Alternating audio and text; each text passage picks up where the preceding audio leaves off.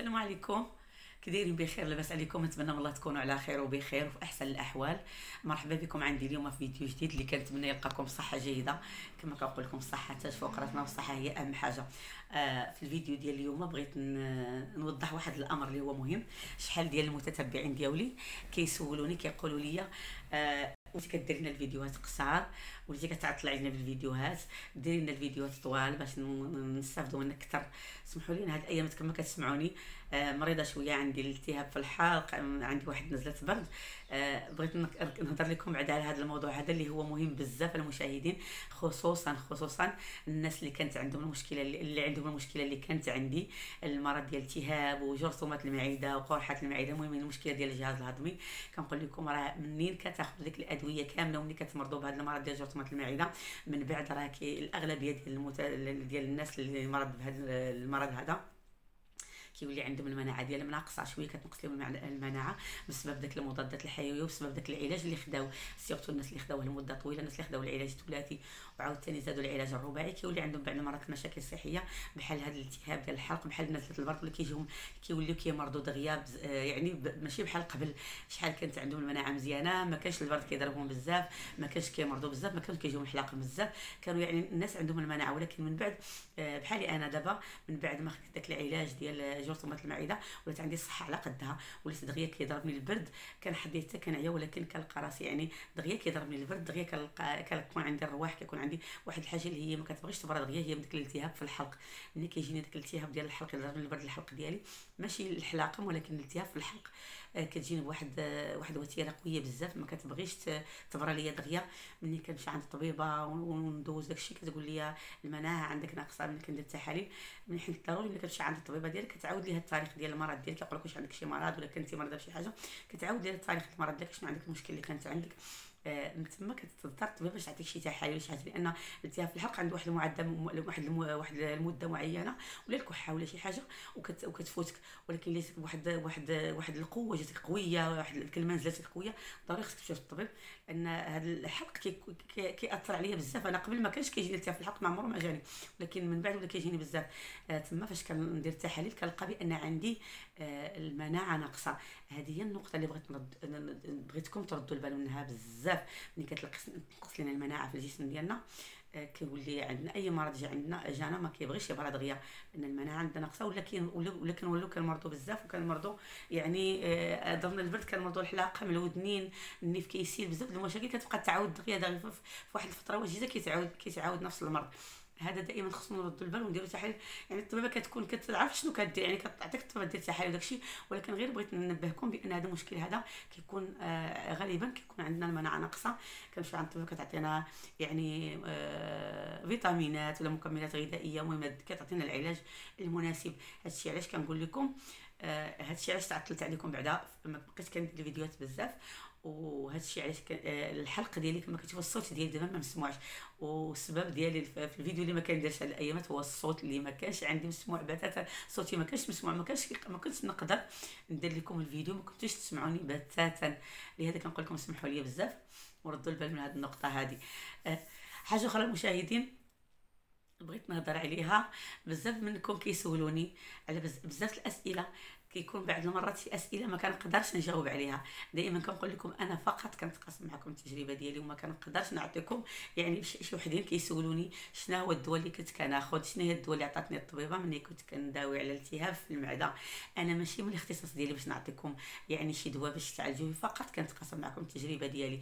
الا قلت لكم هذا المكمل الغذائي اللي خديت، ولا هذا الدواء اللي خديت على التهاب الحلق، ولا هذا الدواء اللي عطاتني الطبيبه على جرثومه المعده، باش نتقاسم معكم فقط التجربه ديالي.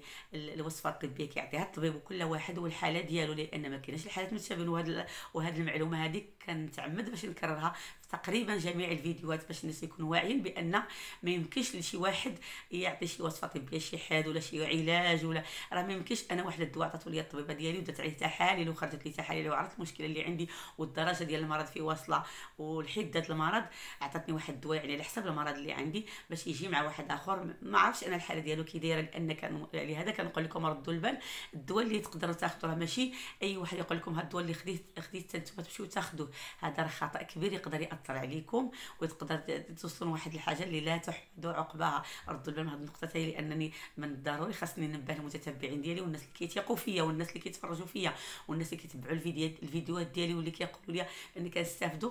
كنقول لكم انا ما عمرني ما نغشش شي واحد، ولا عمرني نبقى نعطي المعلومه غلطه، ولا عمري باش ندير الفيديو فقط باش نربح المشاهدات. بغيت ندير لكم واحد بين قوسين بانني الانانيه ما عنديش واحد الربح كبير من اليوتيوب، عندي الفائده من هذه القناه بهذه الفيديوهات ديالي، وهو الناس يستافدوا مني. وغير ديك الكلمه الله يرحم الوالدين. ويعني كنقول لكم بعد مرات ديروا لايك ولا بارطاجي ولا تونجاجيو معايا في القناه، غير باش يستافدوا اكبر عدد من الناس. لان بصح هذا المرض جرثومه المعده بزاف ديال الناس ولاو مرض به. كاين الناس اللي عارفين راسهم راهم مرضوا كيتعالجوا، كاين الناس مساكن اللي مرض بالمعده وجرثومه المعده وما كيمشيوش للطبيب، كيحسب لهم غير شي حاجه عابره وغتفوتهم، وكتكون عندهم الجرثومه وكتبقى كتطور حتى كتبان شي مشكله. لهذا فكنقول لكم دائما كونوا يعني اذكياء، تفرجوا في الفيديو ولكن كونوا اذكياء في التعامل مع الفيديوهات ديال عباد الله كاملين، ماشي غير الفيديو ديالي. انا ما عمرني ما نغششكم وما عمرني ما نعطيكم شي معلومه غلطه، فقط نتقاسم معكم التجربه ديالي وربي على ما اقوله شاهد. لانني كما قلت لكم انا يا راه دابا 3 سنين وانا معكم في تقريبا 3 سنين معكم في اليوتيوب، الحمد لله. ما عمر شي واحد جا قال لي درتي شي حاجه ماشي هي هذيك ولا شي حاجه. دائما الحمد لله المتتبعين ديالي كيخليو لي تعاليق زوينه، كيقول لي استفدنا منك بزاف، كنستافدوا من التجربه ديالك، ديروا لنا الفيديوهات طوال، تعطلتي علينا فين هذا الغبور. واخا بعض المرات كنبقى كنعاود نفس المعلومه، كنبقى نعاودها بزاف المرات، ولكن ماشي مشكل زعما يعني ما عنديش المشكل باش نعاود. انا كاين بعض الناس كما قلت لكم اللي كيكونوا دخلوا عندي جداد وكيكونوا باغيين يستافدوا، كنقول لكم بانني كنحس بكم كاملين. الناس اللي كيكونوا مساكن عندهم مشكله في المعده كيسولوني على ابسط الامور، كيبقاو يسولوا سواء كان على التغذيه اللي كناخذ، سواء على الدواء اللي كناخذ، سواء على ابسط الامور كيسولوا عليها. راني ماشي كنلوم شي حد، بالعكس والله الا داك كنحس بكم لانني مريت بنفس التجربه ديالكم. داك التجارب اللي مريتوها كامل، شي اي تعليق كيتحط ليا كيرجعني للوراء فاش كنت مريضه، فاش كنت انا كنقلب، كندخل اليوتيوب كنسول، كنبقى نقلب.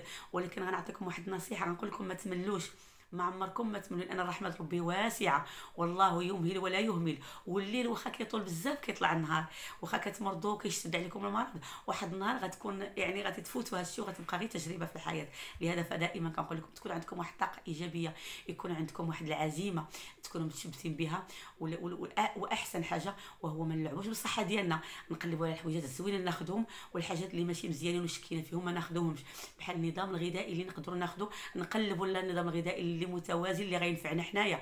وكنقول لكم راه ماشي اي نظام غذائي فات شي حد ولا شي اعشاب فاتو شي حد، فاتو شي واحد غيفوتكم نتوما. كل واحد يكون طبيب ديال راسو. انا ملي كنت كنتعالج، انا اصلا انا من داك النوع اللي كنخاف من داك القوت التخلط ديال الاعشاب، وكيبقاو الناس يخلطوا الاعشاب ويخلطوا الادويه وما كيعرفوش راسهم شنو كياخذوا، ما كيعرفوش راسهم الاضرار، ما كيخافوش من ديك التفاعلات ديال الادويه مع الاعشاب، ولا التفاعل ديال عشبه مع عشبه.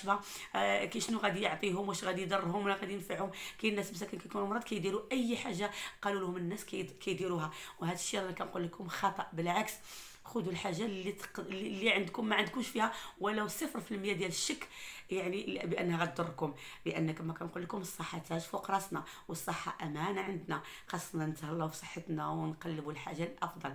كما كنقول لكم التغذيه المتوازنه، التغذيه اللي كتكون متوازنه هي اللي كتنفعنا في الحميه.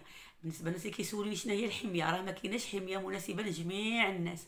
راه تقدري انا نعطيك واحد الحميه جات معايا وتاخذيها النهار الاول والنهار الثاني والثالث وما تجيش معاك وتقولي وانا داكشي اللي درتي نتيا راني درتو ما نفعش معايا. لهذا كنقول لكم جربوا، حيدوا المقليات، حيدوا المشروبات الغازيه، حيدوا الماكله الكثيره، ما ناكلوش بزاف بخطره وحده، نحيدوا الماكله ناكلوا ونعسوا، ناكلوا الماكله ديالنا تكون متقطعه، يعني ناكلوا شويه بشويه كل مره ناكلوا شويه، نشربوا الماء بواحد الطريقه يعني كافيه. الماء مهم بزاف، يعني شحال الحوايج هما بساط ولكن كينفعونا بزاف. نبقاو نجربوا شحال من حاجه بحال كما قلت لكم النوع ديال الماكله اللي تاكلوا، غير الخضر. نعطيكم غير مثلا الناس اللي عندهم القولون العصبي، لان هذا الفيديو بغيت يكون يعني يفيد الناس كاملين. بحال دابا الناس اللي عندهم القولون العصبي، الناس اللي مشاو للطبيب ما لقاو عندهم حتى شي مشكله وقال لهم الطبيب عندكم قولون عصبي، يعني ما نقولش عندنا القولون العصبي الا الا كنا عارفين بان القولون العصبي حتى نبعدوا الالتهاب، نبعدوا الجرثومه، نبعدوا اي حاجه ما عندناش، نبعدوا بزاف المشاكل. يكون درنا تحاليل، درنا نستبعدوا عنده اي امراض نبقاو عندنا غير القولون العصبي، نكونوا متاكدين باننا عندنا قولون عصبي، ما عندناش شي حاجه اخرى.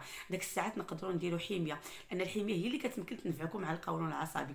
شنو هي هذه الحميه اللي غديروا؟ كنبقاو نجربوا الماكله. مثلا غنوضح لكم اكثر.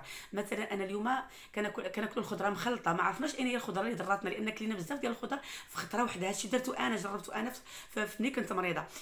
بحال دابا درنا طاجين فيه الخضره بزاف، عندي خيزو، عندي البطاطا، عندي القرعه، عندي اللوبيه مخلطه. ما عرفتش اين هي الخضره اللي ضراتني. غنبقى نجرب كل مره غادي ندير واحد الاكل معين، نشوف اللي ضراتني نحيدها. بحال هكا وانا يكون عندي واحد طول النفس، ما نكونش داعيه، ما نكونش يعني مقناطين دغيا ما نقدروش نتبعوا الحميه، ما نقدروش نجربوا. لا نجرب، هذه صحتي وانا اللي مكلفه بها وهي كتهمني. يعني نجرب داك الخضر، النوع ديال الخضره، نبقاو غادي بنوع بنوع. كاينه البطاطا نجربوها النهار الاول والنهار الثاني والنهار الثالث، اذا ما ضرتناش نبقاو ناخذوا البطاطا. خدينا الجزر، حنا غير كنعطيكم غير مثلا، انا ماشي كنقول لكم هذا النوع ولا هذا النوع، غنعطيكم مثلا ديال الماء. هادشي كينطبق على الماكله كامله، يعني ماشي شي واحد يقول لكم ايوا هذه غادي تعلي لكم القولون العصبي، هذه الماكله كلها غادي دير لكم القولون العصبي. لا، نجربوا الماكله اللي درنا بشويه بشويه، بحال شي طفل صغير كتعلموا ياكل. ومني تلقاو الحميه المناسبه استمروا عليها، ما ناخذوهاش نهار ولا يومين ونقولوا والله ما جاتش معنا. هادشي خصو طول النفس، خصنا نجربوها، خصنا نديروا معها الرياضه، خصنا ما يكونش عندنا ستريس، خصنا نكونوا يعني كنشربوا الماء مزيان، خصنا كنعسوا النوم الكافي. ماشي نعسوا حتى 12 ديال الوحده الليل ونصبحوا ناعسين حتى 12 النهار ونقولوا راه نعسنا النوم كافي. لا، نعسوا بكري ونفيقوا في الوقت ديالنا، راه عندنا واحد النوم محدد اللي فيه الفائده. ماشي يعني نعس فوقاش ما بغيتش تقول راني كنقيل نعسه في النهار. لا، النوم ديال الليل مع 9 الليل حتى 6 الصباح راه ما كيعوضوش النوم ديال النهار اللي كنقيل نعسه النهار كله. راه هادشي ما كيتعوضش. الله سبحانه وتعالى راه عطانا الليل باش نرتاحوا فيه، لان فيه بزاف ديال الفوائد. وهادشي خاصو فيديو واحد اخر، لان انا بصح كندخل كنقرا على هادشي، لان باش تخرجت من داك المشكله ديال جرثومه المعده والتوابع ديالها، كنت كندخل لمواقع التواصل الاجتماعي وكنقرا. وهادشي عطاني واحد التجربه اللي استفدت منها بزاف، وكنبغيكم حتى نتوما تستافدوا منها. باش ما نزيدش نطول عليكم، وحتى انا الحلقه ديالي ما نجيش نتعبوا بزاف، نخلي ان شاء الله يا ربي المواضيع اخرى نزيد نصحكم بزاف بداكشي اللي نفعني وداكشي اللي استفدت منه، نزيد انا نوصل لكم. لان بعض المرات الناس كيحتاجون واحد الشخص اللي كيثيقوا فيه واللي عنده تجربه في هذا الشيء، باش كيتصنتوا ليه وباش كياخذوا منه تجربه وباش كيعطيهم واحد الطاقه ايجابيه. وكنتمنى من الله نكون كيعطيكم الطاقه ايجابيه، ونكون كنعطيكم القوه، وتكون التجربه ديالي كتنفعكم. شكرا لكم بزاف. ما تنساش تفاعلوا مع الفيديو ديالي، اللي شاف الفيديو يدير واحد الاعجاب، واللي ما اشتركش في القناه يشترك باش تعم الفائده على بزاف ديال الناس. شكرا لكم بزاف. حتى فيديو اخر ان شاء الله. السلام عليكم.